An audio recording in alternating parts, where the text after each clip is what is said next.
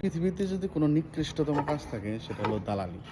এই দালালদের নাই কোনো মায়া মমতা, নাই কোনো বিবেক। তারা টাকার জন্য নিজের মা বাবাকে বেঁচে দিতে পারে।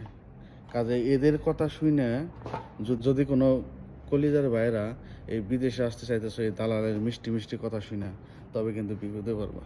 ইদানিং শুরু হয়েছে যে কফি শপের কাজ নিয়ে। সৌদি আরবের কফি শপের কাজ 7-8 ঘন্টার ডিউটি, অনেক টাকা বেতন, আবার বাইরেও কাজ করতে পারবা, অনেক কিছু করতে পারবা, এসির মধ্যে কাজ। ভাই, সৌদি আরবে কিন্তু কফি শপে কাজ করতে হলে 2টা জিনিস মাস্ট তোমাকে থাকতে হবে, না হলে তোমার কিন্তু সৌদি আরবে কফি শপে তোমাকে কাজে নেবে না। এক হলো শিক্ষাগত যোগ্যতা, তোমার ইংলিশ জানতে হবে, মাস্ট ইংলিশ জানতেই হবে। আর এক স্মার্ট হতে হবে। স্মার্ট না হলে তোমার এই সৌদি আরবে কফি শপের কাজে লোক নেয় না। কাজে এই দালালদের কথা শুনে, মিষ্টি মিষ্টি কথা শুনে এই চক্করে পড়ো না। যেটাই করবা ভাইবা শুনে দেইকা বুঝে তারপরে করো। তাহলে কফি শপের কাজ কিন্তু অত সহজ না, আর এত সহজে পাওয়া যায় না।